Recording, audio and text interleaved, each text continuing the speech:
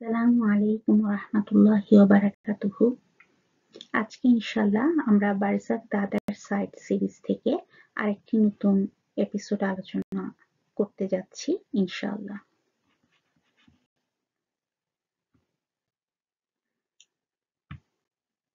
তো আলহামদুলিল্লাহ এর মধ্যে আমরা পর্ব 1 থেকে 13 পর্যন্ত শেষ করার তৌফিক লাভ করেছি। মহান আল্লাহ সুবহানাহু ওয়া তাআলার অনেক দয়া এবং ওনার রহমত এবং দয়ার কারণে আমরা 13 নম্বর এপিসোড পর্যন্ত শেষ করতে পেরেছি এবং ইনশাআল্লাহ আজকে আমরা 14 নম্বর এপিসোডটি আলোচনা করার চেষ্টা করব। তো এর মধ্যে আমরা দেখেছি যে আল্লাহ সুবহানাহু ওয়া তাআলা কিভাবে কবরে তার প্রিয় যে বান্দারা, মুমিন বান্দারা, তাদেরকে নিয়ামতে পরিপূর্ণ করবেন এবং আমরা দেখেছি যে মূলত কবর জীবনে বা বারজাখ জীবনে দুটো গ্রুপ থাকবে। একটা গ্রুপ যারা হচ্ছে মুমিনরা, যাদেরকে আল্লাহ সুবহানাহু ওয়া তাআলা মাফ করে দিয়েছেন, তাদের আমলগুলো কবুল করে নিয়েছেন, তাদের একটা গ্রুপ। অন্যদিকে আমরা আরেকটা গ্রুপ দেখব যাদের উপর আল্লাহ সুবহানাহু ওয়া তাআলা সন্তুষ্ট হন নাই, তাদের একটা গ্রুপ আমরা দেখতে পাবো। তো আজকে আমরা নতুন আরেকটা জিনিস ইনশাআল্লাহ আজকে জানবো বা বুঝার চেষ্টা করবো ইনশাআল্লাহ। তো চলুন দেখি যে পর্ব 14 বা এপিসোড 14 আমাদেরকে কি ইনফরমেশন দিচ্ছে।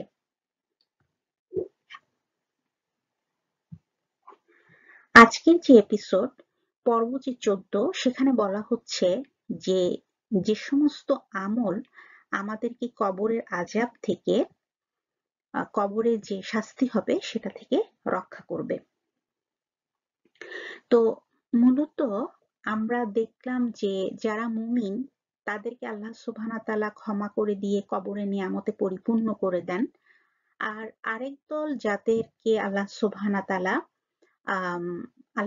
ওয়া তাআলা যাদের উপর অসন্তুষ্ট, যারা আল্লাহ সুবহানাহু ওয়া তাআলাকে এই পৃথিবীতে ভুলেছিল, তার তাকে তারা রিজেক্ট করেছিল, তার আদেশ নিষেধগুলোকে তারা মেনে চলে নাই, তারা গ্রহণ করে নেয় নাই তার দিনকে, তাদের আমরা কঠিন পরিণতি দেখতে পাই। কিন্তু এছাড়াও যারা বিশ্বাসী ছিল, যারা মুসলিম, তাদের মধ্যেও অনেকে আছে যে তারা হয়তো আল্লাহ সুবহানাহু ওয়া তাআলাকে সম্পূর্ণভাবে অস্বীকার করে নাই। তারা হয়তো আল্লাহ সুবহানাহু ওয়া তাআলার অনেক আদেশ নিষেধ মেনে চলছে, ইবাদতও করছে, ভালো আমল করারও চেষ্টা করছে, কিন্তু কোনো কোনো আমলের কারণে, তাদের কোনো বদ অভ্যাস বা তাদের কোনো আমলের কারণে তারা হয়তো বারজাখ জীবনে আটকে যাবে। তারা হয়তো বারজাখ জীবনে কঠিন শাস্তির মুখোমুখি হতে পারে।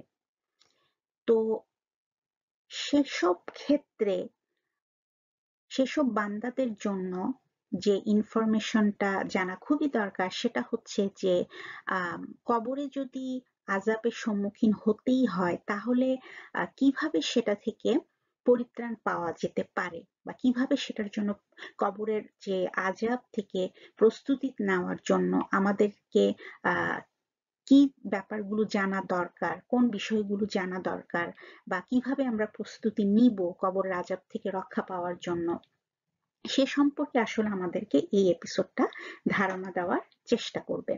তো চলুন শুরু করি। বিসমিল্লাহির রহমানির রহিম। তো এই পর্বটা শুরু করা হয়েছে মূলত রাসূল সাল্লাল্লাহু আলাইহি সাল্লামের হাদিস দ্বারা। তো রাসূল সাল্লাল্লাহু আলাইহি সাল্লাম আমাদেরকে বলেছেন যে একজন মানুষ যখন মারা যায় তখন 3টা জিনিস সে তার কবরে নিয়ে যেতে পারে। 3টা জিনিস আসলে তাকে কবরে নিয়ে যেতে পারে না। কবর একজন ব্যক্তির কবরকে অনুসরণ করে। 3টি জিনিস একজন ব্যক্তির কবরকে অনুসরণ করে: তার পরিবার, তার সম্পদ এবং তার আমল। অর্থাৎ একজন মানুষ যখন মারা যায় তখন দেখা যায় যে তার পরিবার তাকে দাফন করার জন্য, তাকে বিদায় দেওয়ার জন্য যা যা আয়োজন করা সেটার আয়োজন করে। তার পরিবার তখন সেখানে উপস্থিত থাকে।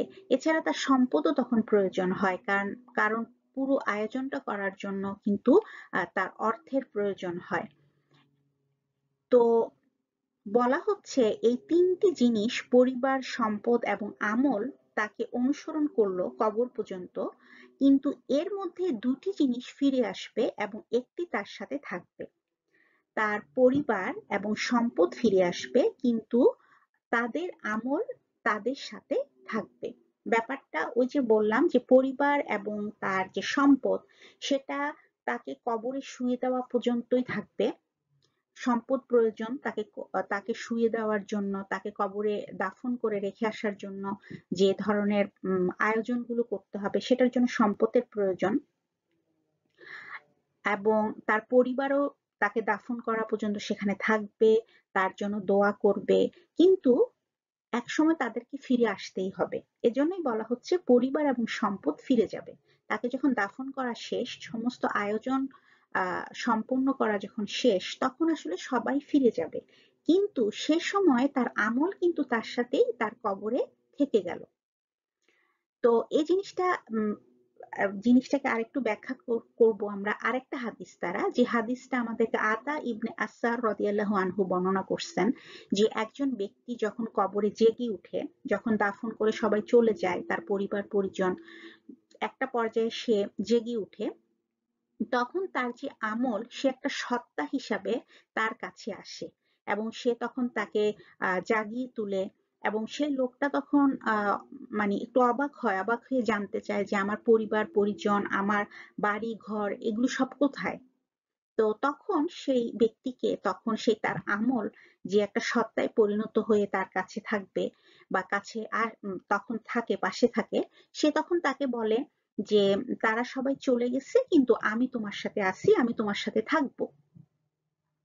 তো যখন এই ব্যক্তি জানতে পারে যে সবাই তাকে ফেলে চলে গেছে শুধু আমল ছাড়া, তখন সে পরিতাপ করে বলে যে আমি যদি আমি আমার উচিত ছিল, বা আমার সেটাই করা উচিত ছিল, যে আমি যদি তোমাকেই বেশি মূল্যায়ন করতাম, আমার যে পরিবার, আমার যে সন্তান, আমার যে গোত্রের মানুষরা, এবং সবকিছুকে আমি একসময় বেশি প্রাধান্য দিচ্ছি, তাদের জন্য আমি সবকিছু করছি, অথচ আমার উচিত ছিল, বা আমি আশা করি যে যদি আমি সুযোগ পেতাম তাহলে হয়তো আমি তোমাকেই আসলে বেশি মূল্যায়ন করতাম বা তোমাকেই বেশি প্রাধান্য দিতাম। তো আসলে সত্যিকার অর্থে এই ভুলটা আমরা অনেকেই করি, তাই না? এই ভুলটাই মূলত আমরা সবাই করতেছি, যে দুনিয়ার সবকিছুকে আমরা যে মূল্যায়ন করতেছি, যে প্রাধান্য দিচ্ছি, সে সে পরিমাণ প্রাধান্য কিন্তু আমরা আমাদের নিজের আমল, আমাদের ইবাদত, আমাদের আখলাকে আমরা দিচ্ছি না। যার দরুন আল্লাহ মাফ করুক, আহ আমাদেরকে যেন এই ধরনের পরিতাপ করতে না হয়, যখন আমাদের আমল একটা সত্তায় পরিণত হয়ে আমাদের কাছে এসে বলবে যে আমি শুধু তোমার সাথে আছি আর বাকি সবাই চলে গেছে, তখন যেন আমাদেরকে এ ধরনের পরিতাপ করতে না হয়। তো সেজন্যই আসলে আমাদের এই হাদিসগুলো আমাদের জন্য আসলে খুবই গুরুত্বপূর্ণ। তো রসুল সাল্লাল্লাহু আলাইহি সাল্লাম আমাদেরকে আরো বলছেন যে আল্লাহর কাছে সবচেয়ে প্রিয় আমল হলো যা ধারাবাহিকভাবে করা হয়, এমনকি যদি তা ছোটও হয়। তো এই হাদিসটা বা এই হাদিসের যে শিক্ষাটা, সেটা আমরা আসলে গত পর্বেও আলোচনা করছিলাম, যে আল্লাহ সুবহানাহু ওয়া তাআলার কাছে সেই আমলটাই বেশি পছন্দের, সেটা যত ছোটই হোক না কেন, আমাদের দৃষ্টিতে যত তুচ্ছই হোক না কেন। হয়তো দেখা যাবে যে যে মিজানের যে পাল্লা, যে আমাদের আমাদের আমলগুলোকে যখন ওজন করা হবে, তখন দেখা যাবে যে আমাদের ক্ষুদ্র কোনো কাজ, সেই কাজটা হয়তো আমাদের চোখে তুচ্ছ ছিল, কিন্তু আল্লাহ সুবহানাহু ওয়া তাআলার কাছে সেটার গ্রহণযোগ্যতা ছিল এত বেশি যে সেটা আসলে দাঁড়িপাল্লায় অনেক ভারী হয়ে যাবে, এবং সেটাই হয়তো সেদিন আমাদেরকে রক্ষা করবে সমস্ত সমস্ত শাস্তি থেকে, আমাদের খারাপ পরিণতির হাত থেকে হয়তো সেই কাজটাই আমাদেরকে রক্ষা করবে। তবে সেই কাজটার যে সেই কাজটা মানে হেভি হওয়ার, বা সেই কাজটার মূল্য আল্লাহ সুবহানাহু ওয়া তাআলার কাছে এত বেশি হওয়ার কারণ হবে যে সেই কাজটা আসলে নিয়মিত করা হইতো, ইখলাসের সাথে করা হইতো, পরিচ্ছন্ন নিয়তে, অত্যন্ত সিনসিয়ারলি সে কাজটা করা হইতো। আর সে কারণে আল্লাহ সুবহানাহু ওয়া তাআলা যখন নিয়তের স্বচ্ছতা আহ সেই কাজে দেখতে পেলেন এবং ইখলাসের সাথে সেই কাজকে করতে দেখলেন, তখনই আল্লাহ সুবহানাহু ওয়া তাআলা সেটাকে আসলে গ্রহণ করে নিলেন বা নিবেন। তো তো বলা হচ্ছে যে যারা আমরা এর আগের পর্বে কয়েক পর্বে আগেই আমরা দেখছি যে যারা ধার্মিক মানুষ, যারা মুমিন, তারা আসলে সেখানে কবর জীবনে আল্লাহ সুবহানাহু তাআলার অনেক নিয়ামতে পরিপূর্ণ হয়ে যাবেন। এবং একটা নিয়ামত হচ্ছে যে তারা অন্য মুমিনদের সাথে সেখানে সাক্ষাৎ করবেন। অন্য মুমিনরা তাদেরকে আম তাদেরকে ভিজিট করতে আসবে। তারা সেখানে একটা মিলন মেলা হবে। কিন্তু সত্যিকার অর্থে মুমিন যারা, তাদের সাথে হয়তো পরস্পরের দেখা সাক্ষাৎ হবে, তারা পরস্পরের সঙ্গ পেয়ে হয়তো খুশি হবে, কিন্তু সত্যিকার অর্থে তারা কিন্তু একসাথে বাস করতে সেখানে পারবে না। মুমিনরা সবাই কিন্তু সেখানে একসাথে বাস করবে না। মূলত প্রত্যেকটা মানুষের আমল শুধুমাত্র তার সাথে সেখানে থাকবে। কাজেই মুমিনদের সাথে সাক্ষাতের যে সুযোগটা, সেটা একটা নিয়ামত হতে পারে, কিন্তু মানুষকে কিন্তু সেখানে আসলে বাস করতে হবে তার আমলের সাথে। এছাড়াও বলা হচ্ছে এই এপিসোডে যে আমাদের যে আমলগুলো, সেগুলো তো আমাদের সাথে বাস করবে, ঠিক আছে, কিন্তু সেগুলো কিন্তু আমরা কিছুক্ষণ আগে যেটা বললাম যে এটা একটা সত্তায় পরিণত হবে, এটার একটা রূপ থাকবে, সেই রূপে সে আমার সাথে থাকবে, আমার কাছে আসবে, আমার সাথে বাস করবে। আর এই রূপটা কেমন হবে, এই স্বরূপটা কেমন হবে, সেটা খুব সুন্দর একটা রূপে, একটা ফর্মে সে আমাদের সাথে থাকতে পারে, অথবা সেটা খুব কুৎসিত একটা রূপেও কিন্তু সে আমাদের সাথে থাকতে পারে। এবং এটা নির্ভর করে সম্পূর্ণভাবে এই দুনিয়া জীবনে আমি কিভাবে আমার আমলকে, পরকালের জন্য আমার আমলকে তৈরি করতেছি। এটা আইদার খুব সুন্দর একটা ফর্ম হবে, সুন্দর একটা সত্তা হিসাবে সে আমার সাথে থাকবে, অথবা অত্যন্ত কুৎসিত ভয়ঙ্কর একটা সত্তা হিসাবে সে আমাদের সাথে থাকবে। তবে সবচেয়ে যে গুরুত্বপূর্ণ যে কথাটা আমাদেরকে ডক্টর ওমর সুলাইমান বলতেছেন, যে আমাদের স্কলাররা বলছে যে গুরুত্বপূর্ণ বিষয় হচ্ছে যে আমাদের যে আমল, সে আমল সমূহ আমাদেরকে, যদি আমাদের ভালো আমল হয়ে থাকে, সেটা অবশ্যই আমাদের কি করবে, আমাদেরকে রক্ষা করবে, আমাদেরকে প্রোটেক্ট করবে, তারা আমাদেরকে সঙ্গ দিবে, এবং তারা আমাদের সাথে বাস করবে, এবং কখনো কখনো তারা আমাদেরকে সম্পূর্ণভাবে সেভ করবে। তো এরকম কিছু এক্সাম্পল এই এপিসোডে দেওয়া হয়েছে, যেটা রসুল সাল্লাল্লাহু আলাইহি ওয়াসাল্লামের হাদিসের মাধ্যমে আমরা জানতে পারি। তো ইনশাআল্লাহ আমরা কিছুক্ষণের মধ্যেই সেগুলো আলোচনা করব। তো আমরা জানলাম যে আমাদের আমলগুলো আমাদেরকে রক্ষা করবে, আর তারা আমাদের সাথে বাস করবে, তারা আমাদেরকে সঙ্গ দিবে, এবং কখনো কখনো তারা আমাদেরকে কঠিন যে আযাব আমাদের দিকে আগায় আসতে থাকবে দুনিয়া জীবনের কোনো আমলের জন্য, সেটা থেকে তারা আমাদেরকে রক্ষাও করবে।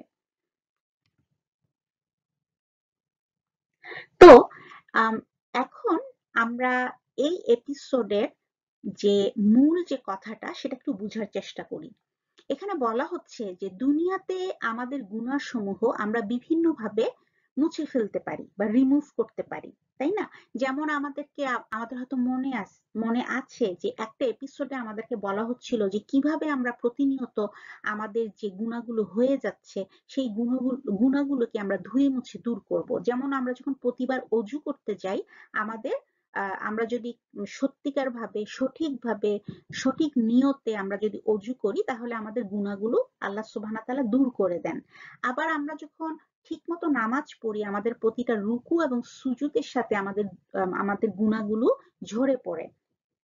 তো এভাবে আমাদেরকে বিভিন্ন যে আমলের কথা বলা হচ্ছিল, যে দুনিয়া জীবনে কিভাবে আমরা প্রতিনিয়ত আমাদের যে সগীরা গুনাহগুলোকে, বিশেষ করে সগীরা বা ছোট গুনাহ যেগুলো, সেগুলোকে আমরা কিভাবে নির্মূল করে ফেলবো, সেটা আমরা প্রত্যেক মুহূর্তেই আসলে করতে পারি। কারণ একজন বান্দা আসলে প্রতি মুহূর্তেই কোনো না কোনো ভাবে আল্লাহকে অসন্তুষ্ট করতেছে, কোনো না কোনো ভাবে আসলে আমরা আল্লাহর অবাধ্যতা করতেছি, আমরা আমাদের অজান্তেই হয়তো অনেক গুনাহ করে ফেলতেছি। তো সেই জন্য আল্লাহ সুবহানাহু ওয়া তাআলা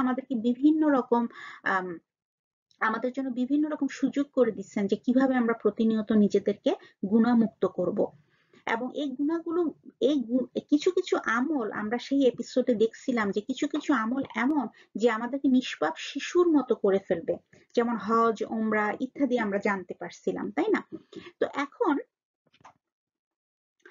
দুনিয়াতে যদিও আমাদের জন্য অনেক সুযোগ করে দেওয়া হয়েছে যে আমরা যেন আমাদের গুণাগুলো মানে দূর করতে পারি, নির্মূল করতে পারি, কিন্তু তারপরও সব বিশ্বাসী মুসলিম সম্পূর্ণভাবে নিষ্পাপ হয়ে কিন্তু বারজাকে প্রবেশ করতে নাও পারে। সবার ক্ষেত্রে হয়তো সেটা সম্ভব হবে না, বা মহান আল্লাহ সুবহানাহু ওয়া তাআলা সমস্ত মুসলিমদেরকে, সমস্ত বিশ্বাসী মুসলিমদেরকেই যে একদম শুরুতেই ক্ষমা করে দিবেন এরকমটা নাও হইতে পারে। সেক্ষেত্রে বারজাখে অনেকের কিন্তু শাস্তির সম্মুখীন হতে হবে, যা হয়তো তাদেরকে কঠিন বিচার দিবসের ও জাহান্নামের আযাব থেকে রক্ষা করবে। অর্থাৎ মহান আল্লাহ সুবহানাহু ওয়া তাআলা চূড়ান্তভাবে জান্নাত বা জাহান্নাম নির্ধারণ করার আগে বিভিন্ন পর্যায়ে বিশ্বাসী বান্দাকে পরিশুদ্ধ করার চেষ্টা করবেন। খারাপ আমলের জন্য কিছু বিশ্বাসী তাদের শাস্তি দুনিয়া জীবনেই পাওয়া শুরু করবে। যদি তা যথেষ্ট হয়ে যায় তবে আখিরাতে তাদেরকে আর কোনো শাস্তি পেতে হবে না। আবার কাউকে হয়তো বারজাখের শাস্তির মাধ্যমেও সম্পূর্ণভাবে পরিশুদ্ধ করে ফেলা হবে। অর্থাৎ আসলে দুনিয়াতে আল্লাহ সুবহানাহু ওয়া তাআলা আমাদেরকে বিভিন্নভাবে প্রতি মুহূর্তে পরিশুদ্ধ হওয়ার সুযোগ করে দিচ্ছেন। তো সেগুলো তো আমাদেরকে প্রতিনিয়ত করতেই হবে, এবং করে আমাদেরকে আমাদের মূল যে টার্গেট থাকবে যে আমরা যেন একদম সম্পূর্ণভাবে আল্লাহ সুবহানাহু ওয়া তাআলার ক্ষমা লাভ করে সম্পূর্ণভাবে পরিপূর্ণ ঈমানের সাথে এই দুনিয়া থেকে যেতে পারি, সেটা হচ্ছে আমাদের মূল লক্ষ্য। কিন্তু তারপরও কারো কারো ক্ষেত্রে হয়তো ব্যতিক্রম হয়েই যাবে, তাই না? অনিচ্ছাকৃতভাবেই হোক তাদের ক্ষেত্রে ব্যতিক্রম হবে, যে তারা হয়তো সম্পূর্ণ নিষ্পাপ হয়ে এই দুনিয়া থেকে যেতে পারবে না। অনেকে হয়তো এমন হবে যে তার গুনার কারণে তাকে দুনিয়াতে আল্লাহ সুবহানাহু ওয়া তাআলা কিছু শাস্তি দিয়ে ফেলবেন। যদি দুনিয়ার এই শাস্তি তার জন্য যথেষ্ট হয়ে যায় তাহলে তো সে সম্পূর্ণ নিষ্পাপ হয়ে বারজাখে প্রবেশ করবে। আর কিন্তু যদি সেটা না হয়ে থাকে, দুনিয়ার শাস্তি যদি পর্যাপ্ত না হয়, তাহলে আখিরাতেও কিন্তু আল্লাহ সুবহানাহু ওয়া তাআলা তাকে হয়তো বারজাকে কিছুটা শাস্তি দিয়ে আহ বারজাকে কিছুটা শাস্তি দিয়ে বা অবশিষ্ট শাস্তি দিয়ে তাকে সম্পূর্ণভাবে পরিশুদ্ধ করে ফেলবেন। অনেকের ক্ষেত্রে হয়তো সেটাও শেষ হবে না, সেখানেও তাদের পরিপূর্ণ শুদ্ধতা আসবে না। সেক্ষেত্রে কিন্তু তার জন্য কঠিন বিচার দিবস, এবং আল্লাহ মাফ করুক তাকে হয়তো জাহান্নামেও যেতে হতে পারে। আল্লাহ সব মাফ করুক, আল্লাহ মাফ করুক। আল্লাহ সুবহানাহু ওয়া তাআলা যেন আমাদেরকে প্রথম দলের অন্তর্ভুক্ত করেন, যারা কিনা দুনিয়া থেকে সম্পূর্ণভাবে নিষ্পাপ হয়ে, দুনিয়া থেকে সম্পূর্ণভাবে ক্ষমা লাভ করে আল্লাহ সুবহানাহু ওয়া তাআলার পরিপূর্ণ রহমত নিয়ে যেন বারজাকে আমরা প্রবেশ করতে পারি, সেই দয়া আল্লাহ যেন আমাদের সবাইকে করেন। আল্লাহুম্মা আমিন। কিন্তু তারপরেও যদি তেমনটা হয়ে যায়, সেক্ষেত্রে আমাদের এই ইনফরমেশন গুলো আমাদের জন্য জানা খুবই দরকার। তো আমাদেরকে এই এপিসোডে ডক্টর ওমর সুলাইমান বলতেছেন যে আমাদের অনেক খারাপ আমল, অনেক বদঅভ্যাস আছে যা হয়তো দিনে দিনে বেড়ে এমন হয়ে গেছে যা আমাদেরকে বারজাখে কঠিন শাস্তির সম্মুখীন করতে পারে।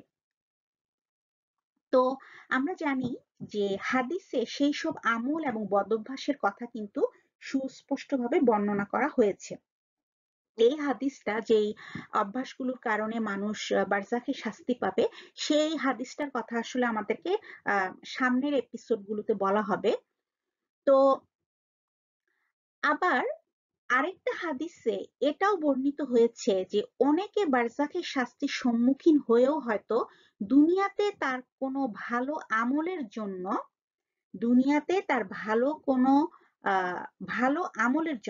কোনো ভালো আমলের জন্য সেই শাস্তি হতে সে আবার পরিত্রাণও পেয়ে যাবে। সুবহানাল্লাহ। এটা এটা আরেকটা সুযোগ, তাই না? যে আল্লাহ সুবহানাহু ওয়া তাআলা আসলে সাধারণত তার বান্দাদেরকে, বিশেষ করে যারা বিশ্বাসী যারা ঈমান আনছে, তাদেরকে আল্লাহ সুবহানাহু ওয়া তাআলা আসলে শাস্তি দিতে চান না। আল্লাহ সুবহানাহু ওয়া তাআলা শাস্তি দিতে চান না। ইভেন কি আল্লাহ সুবহানাহু ওয়া তাআলা যারা কাফের তাদেরকেও কিন্তু আল্লাহ সুবহানাহু ওয়া তাআলা এই দুনিয়াতে শাস্তি দিয়ে দিচ্ছেন না, তাই না? আল্লাহ সুবহানাহু ওয়া তাআলা তাদের জন্য পথ খোলা রাখছেন, তারা যেন ফিরে আসে, তারা যেন হেদায়েতের পথে আসে, ঈমান নিয়ে ঈমানের পথে আসে, ইসলাম গ্রহণ করে, সেই সুযোগ কিন্তু তাদের জন্য খোলা। আর যারা বিশ্বাসী তাদের ক্ষেত্রে আল্লাহ সুবহানাহু ওয়া তাআলা তাদেরকে বিভিন্নভাবে পরিশুদ্ধ করার জন্য বিভিন্ন সুযোগ দিয়ে দিচ্ছেন পৃথিবীতে। সেই সুযোগকে যদি সবাই কাজে লাগাইতে পারে আলহামদুলিল্লাহ, না পারলে সেক্ষেত্রেও তাকে বারজাখে যদি আহ শাস্তি পেয়ে পরিশুদ্ধ হয়ে যাওয়ার সুযোগ থাকে, সেটা আল্লাহ সুবহানাহু ওয়া তাআলা তার জন্য দিবেন। আর ইভেন কি বারজাখের যে শাস্তি সেটার থেকেও যেন সে পরিত্রাণ লাভ করতে পারে, সেজন্য হয়তো আল্লাহ সুবহানাহু ওয়া তাআলা দেখবেন যে দুনিয়াতে তার এমন কোনো আমল আছে কিনা যেটা দিয়ে কোনো রকমে তাকে আসলে আহ শাস্তির থেকে আহ শাস্তি থেকে পরিত্রাণ দেওয়া যায়, সেই সুযোগও কিন্তু মানুষকে আল্লাহ সুবহানাহু ওয়া তাআলা দিবেন। তো এগুলো সবই কিন্তু আমাদের জন্য অনেক আশার কথা। তবে আমরা যেন এই আশায় আশান্বিত হয়ে বসে না থাকি। আমাদের ইনশাল্লাহ মূল লক্ষ্য হবে আমরা যেন একদম শুরুতেই এই পৃথিবীতেই আমরা আল্লাহ সুবহানাহু ওয়া তাআলার দয়া এবং ক্ষমা লাভ করে আমরা ইমানের সাথে আহ ইমানের সাথে নিষ্পাপ হয়ে ইনশাল্লাহ আমরা বারজাখে প্রবেশ করতে পারি। তো রসুল সাল্লাল্লাহু আলাইহি ওয়াসাল্লাম হাদিসে সুনির্দিষ্টভাবে কিছু আমলের কথা বলেছেন যা আমাদেরকে কবরের আযাব থেকে রক্ষা করবে। তো সেই যে সুনির্দিষ্ট যে আমলগুলোর কথা রসুল সাল্লাল্লাহু আলাইহি ওয়াসাল্লাম যে হাদিসে বলছেন, যেটা ইবনুল কাইয়িম রাহিমাহুল্লাহ উনি তার কিতাবুর রূহ বইয়ের মধ্যে উল্লেখ করছেন। সেই সেই বই থেকে এবং সেই হাদিস থেকে আসলে ডক্টর ওমর সুলাইমান সেই আমলগুলোর কথা আমাদেরকে এই এপিসোডে জানিয়েছেন। তো সবগুলো আমলই না বা পুরো হাদিসটাই না, কিছু আমলের কথা আমাদেরকে এই এপিসোডে তুলে ধরা হয়েছে, বা এই কিছু আমলের কথা, বিশেষ কিছু আমলের কথা এই এপিসোডে আমাদেরকে বলা হয়েছে। তো বলা হচ্ছে যে আল্লাহর রসুল সেই হাদিসে বলছেন যে তিনি তিনি বারজাখ জীবনে এমন কিছু তৃষ্ণার্ত মানুষকে বা এমন তৃষ্ণার্ত মানুষকে দেখছেন যে তারা তাদের তারা কোথাও পানি পাচ্ছিল না, অর্থাৎ পানির জন্য তারা হাহাকার করতেছে। বারজাখ জীবনে এমন অনেক মানুষ যাদের কোনো একটা আমলের জন্য তাদেরকে সেই শাস্তি পেতে হবে যে তারা পানির জন্য হাহাকার করবে, অর্থাৎ তাদেরকে পানি দেওয়া হবে না বারজাখ জীবনে। তাদের তৃষ্ণায় তারা ছটফট করতে থাকবে, কিন্তু তাদেরকে কোনো পান করার পানি তাদেরকে দেওয়া হবে না। কোনো একটা আমলে আল্লাহ সুবহানাহু ওয়া তাআলা অসন্তুষ্ট হয়ে তাকে সেই শাস্তিটা দিবেন। কিন্তু দেখা যাচ্ছে যে দুনিয়া জীবনে সে রোজা রাখতো, রমজান মাসে সে রোজা রাখতো, এবং তার সেই রোজা, এবং সে নিশ্চয়ই সেই রোজাগুলোকে অত্যন্ত ভালোভাবে সঠিকভাবে সঠিক নিয়তে সে রোজাগুলো রাখতো, যার দরুন সেই রোজা এসে তাকে পানি পান করাবে। অর্থাৎ আহ রোজার মাসে যে রমজান মাসে যে রোজা রাখা, সেটা কিন্তু আল্লাহ সুবহানাহু ওয়া তাআলা আমাদের জন্য ফরজ করে দিচ্ছেন। তো অনেক সময় সেই ফরজ রোজাগুলোও কিন্তু আমরা ঠিকভাবে করি না। আমরা হয়তো পরিপূর্ণ আদবের সাথে রোজাগুলো রাখি না। আমরা হয়তো রোজা রাখতেছি, রোজা রেখে সারাদিন ঘুমাচ্ছি, বা বসে বসে আমরা টিভি দেখতেছি, মুভি দেখতেছি, নামাজ পড়তেছি না, বা যেভাবে আমাদের পরিপূর্ণভাবে রোজাগুলো রাখা উচিত, রোজার মাসের যে আহ রোজার মাসের যে রহমা এবং বারাকা, সেটা যদি আমরা পেতে পারি এই দুনিয়া জীবনে, এবং আমাদের রোজাগুলো যদি সেভাবে কবুলযোগ্য হয়, সেরকম রোজা যারা দুনিয়া জীবনে রাখেন, তাদের জন্য সেই যে আমলটা, সেই আমলটা একটা সত্তায় পরিণত হয়ে বারজাখ জীবনে তার সাহায্যে এগিয়ে আসবে। এবং কোনো কারণে হয়তো সেরকম একজন ব্যক্তি যে কিনা পানি পাচ্ছিল না, পানির জন্য হাহাকার করতেছিল, তাকে সেদিন তার রোজা এসে সেই রোজা যে আমলটা, সেই আমলটা এসে তাকে পানি পান করাবে। তো সুবহানাল্লাহ, আমরা দেখতেছি যে একটা ভালো আমল আমাদেরকে সেদিন কবরের কোনো একটা আযাব থেকে আমাদেরকে সেদিন রক্ষা করতে পারে। তেমনি ভাবে কেউ হয়তো রসুল সাল্লাল্লাহু আলাইহি সাল্লামের যে সুন্নাহ সেটা ভালো করে সে ফলো করত। যেমন ধরা যাক যে সে ঠিক মতো ফরজ যে গোসল সেটা ঠিক মতো সে করত। অনেক সময় ফরজ গোসল যেটা আমাদের জন্য, যখন গোসলটা একদম ফরজ হয়ে যায়, অবধারিত হয়ে যায়, সেই গোসলটা অনেক সময় করতে আমরা আলসেমি বোধ করি। তো অনেক সময় খুব ঠান্ডার কারণে বা ইত্যাদি অজুহাত দেখিয়ে আমরা অনেক সময় ফরজ গোসল ঠিক মতো করি না, তাই না? তো দেখা যাচ্ছে যে এই ফরজ গোসলটা করা, যখন আমরা শারীরিকভাবে নাপাক হয়ে যাই, যখন আমাদেরকে সেই গোসলটা করতে হয়, এটা রাসূল সাল্লাল্লাহু আলাইহি সাল্লাম আমাদেরকে শিখাই দিয়ে গেছেন। তো কেউ হয়তো এই ব্যাপারে খুব সিনসিয়ার, সে ঠিক সময়ে ফরজ গোসলটা করে ফেলে। তো এই যে তার যে ইখলাস, এই যে তার যে সিনসিয়ারিটি, এটার জন্য হয়তো সে দেখা যাবে যে মানে বারজাখ জীবনে তার এই আমলটা, তার এই যে ইখলাস এবং সিনসিয়ারিটিটা এসে হয়তো তাকে অন্য কোনো আযাবে সে যখন সম্মুখীন হবে, অন্য কোনো কারণে সে যখন আযাবের সম্মুখীন হবে, তখনই সে তাকে সেটা রক্ষা করবে। তেমনি ভাবে রাসূল সাল্লাল্লাহু আলাইহি সাল্লাম বর্ণনা করেন যে কোনো এক ব্যক্তি হয়তো বারজাখ জীবনে এমন একটা শাস্তির সম্মুখীন হলো যে সে অন্ধকারে দিশাহারা অবস্থায় মানে ঘুরে ঘুরে বেড়াচ্ছিল, মানে সে দিশাহারা হয়ে যাচ্ছিল, তাকে এমনই অন্ধকারের মধ্যে নিমজ্জিত করা হলো শাস্তি হিসাবে। কিন্তু তখন তার হজ এবং ওমরা এসে তাকে আলোর আলোর দিশারি হয়ে তার হজ এবং ওমরা এসে তাকে পথ দেখাবে এবং তাকে নিরাপদ স্থানে নিয়ে যাবে। আবার রাসূল সাল্লাল্লাহু আলাইহি সাল্লাম আরেকটা উদাহরণ দিচ্ছেন, যেমন হয়তো কোনো এক ব্যক্তি যে কিনা আহ আগুন এসে তাকে মানে আগুনের আযাব এসে তাকে ধরার চেষ্টা করতেছিল, সে তাকে আগুন দিয়ে শাস্তি দেওয়ার মানে চেষ্টা করা হচ্ছিল। কিন্তু সেই সময় তার যে সাদাকা, সে যে নিয়মিত সাদাকা করত, তার সামর্থ্যের মধ্যে থেকে যে সাদাকা করত, সেই সাদাকা একটা সত্তায় পরিণত হয়ে সেই আগুনের বিরুদ্ধে তাকে রক্ষা করবে, তাকে প্রতিরক্ষা দান করবে। মানে সুবহানাল্লাহ, কোনো কারণে হয়তো আমরা আযাবের সম্মুখীন হব, কিন্তু অন্য কোনো ভালো আমল হয়তো এসে সেদিন আমাদেরকে রক্ষা করার চেষ্টা করবে। আবার হয়তো এমন একটা ঘটনা এই হাদিসে বর্ণনা করা হয়েছে যেটা আমাদের জন্য, আমাদের প্রত্যেকের জন্য এটা খুবই গুরুত্বপূর্ণ। যেমন বারজাখ জীবনে কোনো একজন মানুষকে এরকম দেখা যাবে, বা রাসূল সাল্লাল্লাহু আলাইহি সাল্লামকে দেখানো হলো যে বারজাখ জীবনে একজন মানুষ যে কিনা মুমিনদের মজলিসে সে উপস্থিত হইলো। মুমিনদের মজলিসে উপস্থিত হয়ে সে স্বাভাবিকভাবে খুব খুশি, সমস্ত মুমিনের সাথে সে মোলাকাত করতে চায়, তাদের সাথেও সে উৎসবে অংশগ্রহণ করতে চায়। কিন্তু কোনো অন্য যারা মুমিন ব্যক্তি সেখানে উপস্থিত ছিল, কেউ তার কাছে আসলো না, সবাই তাকে দেখে মুখ ফিরিয়ে চলে গেল। হয়তো দুনিয়াতে তার কোনো আমলের কারণে সেদিন তারা তাকে গ্রহণ করতেছিল না। তো এটা তার জন্য খুবই একটা কষ্ট এবং এটাও এক ধরনের শাস্তি, তাই না? যে তাকে সবাই যখন বয়কট করে চলে যাচ্ছে, এটা তার জন্য খুব কঠিন একটা শাস্তি তখন। তো এই শাস্তির সম্মুখীন সে যখন হইল, তখন দেখা গেল যে একটা সত্তা এসে তাকে রক্ষা করার চেষ্টা করতেছে। আর সেই সত্তাটা কি? সেটা হচ্ছে যে এই পৃথিবী জীবনে সে গোপনে তার আত্মীয়দের সাথে সুসম্পর্ক বজায় রাখতো। সেই দুনিয়া জীবনে তার সমস্ত আত্মীয়দের সাথে সুসম্পর্ক বজায় রাখতো। তো এবং এই জিনিসটা হয়তো অন্যরা জানতো না, তাই না?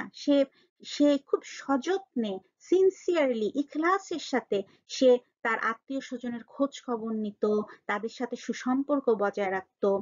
তো দুনিয়া জীবনে তার হয়তো কোনো একটা গুনাহ ছিল, যেই কারণে বারজাখ জীবনে সমস্ত বিশ্বাসীরা তাকে বয়কট করে চলে যাচ্ছিল। কিন্তু তার ওই যে ভালো কাজটা, যে সে আত্মীয় স্বজনের সাথে সুসম্পর্ক বজায় রাখতো, সেটা এসে তখন সেই বিশ্বাসীদেরকে ডেকে বলবে যে তোমরা ওকে ফেলে চলে যাচ্ছ, অথচ জানো সে দুনিয়া জীবনে কত ভালো কাজ করত, সে তার আত্মীয় স্বজনের সাথে সুসম্পর্ক বজায় রাখতো। আর যখন সেই সত্তা এই কথা বলবে, তখন সমস্ত বিশ্বাসীরা তাকে ঘিরে ধরবে, তার সাথে মোলাকাত করবে, তার সাথে কোলাকুলি করবে। সুবহান আল্লাহ। তার মানে দেখা যাচ্ছে যে দুনিয়া জীবনে হয়তো আমাদের অজান্তেই আমরা এমন কোনো কাজ করে ফেলতেছি, যেটার কারণে হয়তো আমরা বারজাখ জীবনে আমরা কঠিন কোনো আযাবের বা কঠিন কোনো পরিস্থিতির সম্মুখীন হয়ে যেতে পারি। কিন্তু যদি আমরা কোনো ভালো কাজ করে যেতে পারি এই দুনিয়াতে সিনসিয়ারলি, নিয়তের সাথে, আল্লাহর সন্তুষ্টির জন্য, মানুষের সন্তুষ্টির জন্য না, আল্লাহর সন্তুষ্টির জন্য, আল্লাহ সুবহানাহু ওয়া তাআলা খুশি হন এমন ভাবে যদি কোনো একটা কাজ আমরা, ক্ষুদ্র কোনো কাজও যদি আমরা নিয়মিত করে যেতে পারি, তাহলে হয়তো সেই কাজটাই হয়তো আমাদেরকে সেদিন প্রতিরক্ষা দান করবে, আমাদের বন্ধু হয়ে আমাদের পাশে দাঁড়াবে। সেই যে আমরা শুরুতেই বলতেছিলাম যে আমাদের আমলগুলো আমাদেরকে সঙ্গ দিবে, আমাদেরকে রক্ষা করবে, আমাদেরকে আমাদের সাথে বাস করবে, এবং সেই সাথে কোনো কোনো ক্ষেত্রে তারা আমাদেরকে প্রতিরক্ষা দান করবে। তো এটাই হলো সেই এক্সাম্পল গুলো, সেই উদাহরণগুলো যেগুলো রসুল সাল্লাল্লাহু আলাইহি সাল্লাম বলে গেছেন, যে এরকম কিছু কাজের উদাহরণ উনি বলে দিলেন আমাদেরকে, যে কাজগুলো করলে হয়তো আমরা বারজাখ জীবনে অন্য কোনো খারাপ আমলের জন্য যদি আযাবের সম্মুখীন হই, তাহলে হয়তো ইনশাল্লাহ ইনশাল্লাহ আমরা হয়তো নিজেদেরকে সেভ করতে পারবো। তো তারপরে এরপরে রাসূল সাল্লাল্লাহু আলাইহি সাল্লাম আরো কিছু উদাহরণ দিলেন। যেমন যেমন বলা হচ্ছে যে আম, যেমন কোনো একজন ব্যক্তি যাকে কিনা যাকে কিনা শাস্তি দেওয়ার জন্য ফেরেশতারা ঘিরে ফেললো, যে ফেরেশতারা তাকে পানিশমেন্ট দিতে চাচ্ছিল, কিন্তু সেখানে দেখা গেল যে কিছু কিছু রহমতের ফেরেশতা এসে তাকে ঘিরে ফেললো। কোনো একজন ব্যক্তি যাকে শাস্তি দেওয়ার জন্য আমার শাস্তি যেসব ফেরেশতা দিবে তারা এসে ঘিরে ফেলতেছিল, কিন্তু তখন রহমতের ফেরেশতারা এসে তাকে ঘিরে ফেললো বা তাকে তখন তারা রক্ষা করলো। কারণ কি? এর কারণ হচ্ছে দুনিয়া জীবনে সে সাধারণত ভালো কাজ করতে মানুষকে উৎসাহিত করত, এবং খারাপ কাজ করতে মানুষকে নিষেধ করত। অর্থাৎ ভালো কাজে উৎসাহ দান করত, খারাপ কাজে সে নিষেধ করত। তো এ কারণে দেখা যাচ্ছে সেদিন আল্লাহ সুবহানাহু ওয়া তাআলা অন্য কোনো কারণে সে আযাবের শিকার হতে যাচ্ছিল, কিন্তু রহমতের ফেরেশতারা এসে তাকে রক্ষা করলো। তো এভাবে আল্লাহ সুবহানাহু ওয়া তাআলা কিন্তু আসলে আমাদেরকে রক্ষা করবেন। মূলত আল্লাহ সুবহানাহু ওয়া তাআলাই আমাদেরকে রক্ষা করবেন, কিন্তু বিভিন্ন জাস্ট বিভিন্ন আম, বিভিন্ন রকম আহ বিভিন্ন রকম অজুহাত দেখিয়ে বা এক্সকিউজ তৈরি করে বা বিভিন্ন রকম ভালো কাজগুলো সামনে এনে আল্লাহ সুবহানাহু ওয়া তাআলা আমাদেরকে রক্ষা করবেন। সুবহানাল্লাহ। তো যাই হোক, তো দুনিয়া জীবনে আসলে সত্যিকার অর্থে এমন অনেক মানুষ আছে যারা আমাদের সময় আমরা দেখতে পাচ্ছি যে আজকে যখন পৃথিবীতে উম্মার একটা অংশকে গণহত্যার শিকার হতে হচ্ছে, সেখানে অনেক মানুষই কিন্তু যারা জালিম তাদের বিরুদ্ধে কথা বলতেছে, এবং সেই কথা বলে কিন্তু তারা নিজেরাও কিন্তু অনেক অনেক প্রতিকূলতার সম্মুখীন হচ্ছে। কিন্তু তারা কিন্তু সত্যের পক্ষে যে অবস্থানটা নিচ্ছে, এবং যারা জুলুমের শিকার হচ্ছে তাদেরকে যে সাপোর্টটা দিচ্ছে, এই কাজটাও হয়তো আল্লাহ সুবহানাহু ওয়া তাআলার কাছে অনেক বড় একটা কাজ হিসাবে গ্রহণযোগ্যতা পাবে ইনশাল্লাহ ইনশাল্লাহ। তো এরপরে উনি আরেকটা এক্সাম্পল দিলেন, আমাদের রাসূল সাল্লাল্লাহু আলাইহি সাল্লাম আমাদেরকে আরেকটা এক্সাম্পল দিলেন। সেটা হচ্ছে এরকম যে উনি দেখেন যে একজন ব্যক্তি যে কিনা হাঁটু গেড়ে বসেছিল, হাঁটু গেড়ে আল্লাহ সুবহানাহু ওয়া তাআলার সামনে বসেছিল, কিন্তু আল্লাহ সুবহানাহু ওয়া তাআলা এবং তার মাঝখানে একটা পর্দা ছিল। আল্লাহ সুবহানাহু ওয়া তাআলার সামনে সে হাঁটু গেড়ে বসেছিল, এবং আল্লাহ সুবহানাহু ওয়া তাআলা এবং তার মাঝখানে একটা পর্দা ছিল, কিন্তু দেখা গেল সেই ব্যক্তি দুনিয়ার জীবনে অসম্ভব ভালো চরিত্রের অধিকারী অধিকারী ছিল। তার যে ভালো চরিত্র, তার যে ভালো ক্যারেক্টার, সেটা সেই সময় একটা সত্তায় পরিণত হয়ে তাকে নিজ হাতে সে- উম, নিজ হাতে নিয়ে আল্লাহ সুবহানাহু ওয়া তাআলার পাশে, রসূল সাল্লাল্লাহু আলাইহি সাল্লামের পাশে তাকে বসতে দিবে। সুবহানাল্লাহ। অর্থাৎ ভালো ক্যারেক্টার, আমাদের যে আমাদের যে আখলাক, সে আখলাক যদি খুব ভালো হয়, এবং আমরা জানি যে শ্রেষ্ঠতম আখলাকের অধিকারী ছিলেন আমাদের রসূল সাল্লাল্লাহু আলাইহি সাল্লাম। তো রসূল সাল্লাল্লাহু আলাইহি সাল্লামের রসূল সাল্লাল্লাহু আলাইহি সাল্লামের সুন্নাহকে ফলো করে আমরাও যদি নিজেরাও যদি ভালো চরিত্রের অধিকারী হতে পারি, ভালো আখলাকের অধিকারী হতে পারি, আমাদের আচার আচরণের মধ্যে যদি আমরা রসূল সাল্লাল্লাহু আলাইহি ইসলামের আদর্শ এবং চরিত্রের যদি বহিঃপ্রকাশ ঘটাতে পারি, তাহলে আহ আল্লাহ চান তো ইনশাল্লাহ ইনশাল্লাহ সেই বারজাক জীবনে আমাদেরকে আল্লাহ সুবহানাহু তাআলার পাশে, রসূল সাল্লাল্লাহু আলাইহি সাল্লামের পাশে, আল্লাহ সুবহানাহু তাআলার পাশে থাকবেন রসূল সাল্লাল্লাহু আলাইহি সাল্লাম, আর রসূল সাল্লাল্লাহু আলাইহি সাল্লামের পাশে আমাদেরকে বসার তৌফিক দেওয়া হবে। সুবহানাল্লাহ, সুবহানাল্লাহ। তো এভাবেই আমাদেরকে বেশ কিছু এক্সাম্পল দিয়ে উৎসাহিত করা হলো যে আমরা যেন এ ধরনের আমলগুলো করতে উৎসাহ বোধ করি। এই আমলগুলোর কারণে হয়তো দুনিয়া জীবনে আমাদের অগোচরে অনিচ্ছাকৃতভাবে এমন অনেক কাজ আমরা যেগুলো করে ফেলতেছি, যার দরুন হয়তো আমাদেরকে বারজাকে কঠিন শাস্তির সম্মুখীন হইতে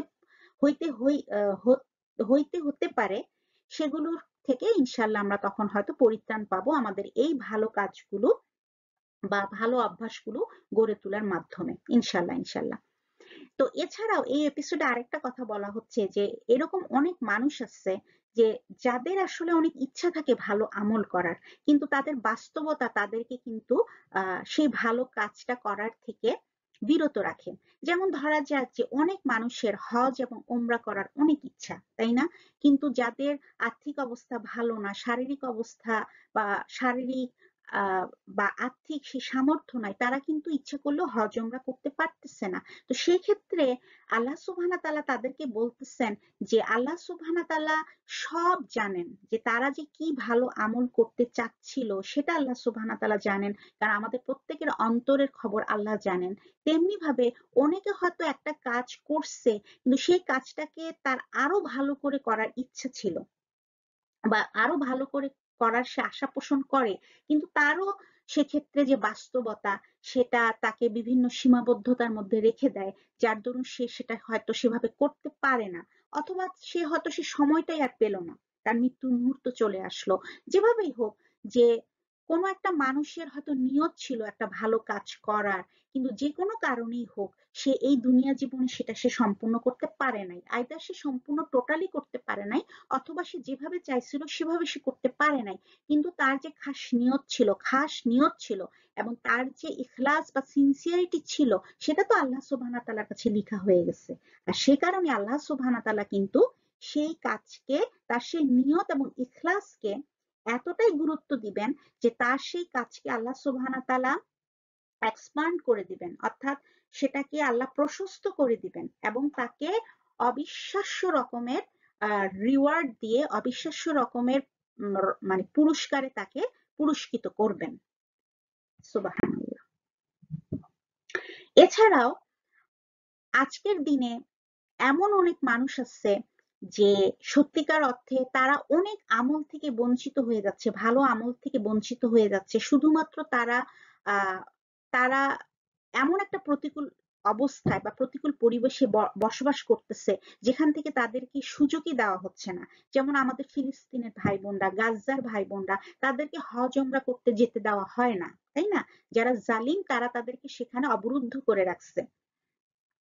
তো এরকম যে মানুষগুলো যারা নিজেদের দিনের জন্য সেখানেই মাটি কামড়ে পড়ে আছে, তারা তাদের আহ তাদের তারা জানে যে সেটা তাদের জমিন, তাদের অধিকৃত ভূমি, কিন্তু সেখানে জালিমরা তাদেরকে সেখান থেকে অন্যায়ভাবে অপসারণ করতে চায়, কিন্তু তারা সেখান থেকে তাদের জন্মভূমিকে রক্ষা করার জন্য এবং তারা দিনকে ধরে রেখে সেখানেই তাদের জন্মভূমিতে তারা পড়ে আছে এবং জুলুমের শিকার তারা হচ্ছে, তাদের এই যে স্যাক্রিফাইস, তারা আল্লাহ সুবহানাহু ওয়া তাআলার দিনকে ধরে রাখার জন্য, আল্লাহর রাস্তায় থাকার জন্য তাদের এই যে স্যাক্রিফাইস, এই যে জুলুম তারা মাথা পেতে নিচ্ছে, এই সবকিছুর কারণে আল্লাহ সুবহানাহু ওয়া তাআলা তাদেরকে অবিশ্বাস্য রকমের পুরস্কারে পুরস্কৃত করবেন। এবং আমরা জানি হাদিসে আমাদের রাসূল আমাদেরকে বলছেন যে প্রত্যেকটা মানুষের যে আমলনামা সেটা কিন্তু বন্ধ হয়ে যায়, তাই না? আমলনামা বন্ধ হয়ে যায় যেই মুহূর্তে সে মৃত্যুবরণ করে। কিন্তু যেসব মানুষ আল্লাহ সুবহানাহু ওয়া তাআলার রাস্তায় ছিল এবং তারা আল্লাহ সুবহানাহু ওয়া তাআলার রাস্তায় থাকার জন্য, তারা ঈমানকে ধরে রাখার জন্য, তারা ঈমানকে জমিনে প্রতিষ্ঠিত করার জন্য তারা তাদের জীবন যখন বিপন্ন হয়ে যায়, তাদের ক্ষেত্রে কিন্তু আল্লাহ সুবহানাহু ওয়া তাআলা আমলনামাকে বন্ধ করেন না, বরং তাদের আমলনামাগুলো কন্টিনিউ হতে থাকে। তাদের যে আমলনামা সেটা কন্টিনিউ হতে থাকে, তাদের আমলনামাটা সমৃদ্ধ হতে থাকে বিচার দিবস পর্যন্ত। এবং আল্লাহ সুবহানাহু ওয়া তাআলা তাদেরকে, তাদের আমলনামা গুলো সমৃদ্ধ হতে থাকে বিচার দিবস পর্যন্ত। শুধু তাই নয়, তাদেরকে সম্পূর্ণভাবে আল্লাহ সুবহানাহু ওয়া তাআলা কবরের যাবতীয় আযাব থেকে, যাবতীয় ফিতনা বা ট্রায়াল থেকে তাদেরকে রক্ষা করেন। সুবহানাল্লাহ। তো পরিশেষে এই এপিসোডে আমাদেরকে যেটা বলা হচ্ছে যে আমরা যা কিছুই করতেছি সেটা ছোট বা বড় যাই হোক, প্রত্যেকটা জিনিস কিন্তু একটা ভূমিকা আছে বা প্রত্যেকটা কাজের কিন্তু একটা চিহ্ন রেখে যাচ্ছে। কোন কাজটার জন্য আমরা আখিরাতে পুরস্কৃত হয়ে যাব আমরা জানি না। হয়তো আমাদের চোখে খুব তুচ্ছ ক্ষুদ্র একটা কাজ, কিন্তু আল্লাহ সুবহানাহু ওয়া তাআলার কাছে সেই কাজটার গ্রহণযোগ্যতা এত বেশি যে সেই কাজটাই হয়তো সেদিন আমাদেরকে জান্নাতের পথে ধাবিত করবে। আবার খুব ক্ষুদ্র কোনো ব্যাপার যেটাকে আমি মনে করছি এটা কোনো ব্যাপারই না, কিন্তু সেই কাজটা আসলে এত খারাপ হিসাবে আল্লাহ সুবহানাহু ওয়া তাআলার কাছে বিবেচিত হয়েছে যে সেই কাজটার কারণেই হয়তো আমি বারজাখ জীবনে কঠিন আযাবের সম্মুখীন হব এবং আল্লাহ মাফ করুক, হয়তো সেটার কারণে আমাদেরকে জাহান্নাম পর্যন্ত ধাবিত হতে পারে। আল্লাহ মাফ করুক আমাদেরকে। তো সে কারণেই আমরা প্রতিটা মুহূর্তে নিজেদেরকে চেক এন্ড ব্যালেন্স করার চেষ্টা করব, আমাদের অন্তরসমূহকে আমরা চেক করব যে আমাদের নিয়ত ঠিক আছে কিনা, আমরা প্রতি মুহূর্তে যে আমল করতেছি সেই আমলগুলো ঠিক আছে কিনা। আমরা কখনো হয়তো খুব ক্ষুদ্র একটা কাজ করি, যেমন হয়তো আমি কাউকে একটা কথা বলছি, সে মনে অনেক কষ্ট পাইছে, আমি হয়তো বুঝিই নাই, তাই না? তো সেই কারণে আমাদেরকে প্রতি মুহূর্তে আসলে ক্ষমা চাওয়া উচিত। আমাদের প্রত্যেকের কাছে প্রত্যেকের ক্ষমা চাওয়া উচিত, আমাদের আল্লাহ সুবহানাহু ওয়া তাআলার কাছে ক্ষমা চাওয়া উচিত। আমরা যেন ক্ষমা এবং তওবার মধ্যে থাকতে পারি এবং মৃত্যুর মুহূর্তে আমরা যেন সম্পূর্ণভাবে ক্ষমা লাভ করে ঈমানের সাথে এই দুনিয়া থেকে যেতে পারি, সেই প্রচেষ্টা আমাদেরকে অব্যাহত রাখতে হবে। আমাদের সগীরা গুনাহগুলো প্রতি মুহূর্তে নির্মূল করার যে উপায় সেটা তো আমরা আসলে এই সিরিজ থেকে অলরেডি জানছি। আর যদি কবিরা গুনাহও আমরা করে ফেলি, আল্লাহ মাফ করুক, তাহলে আমরা পরিপূর্ণভাবে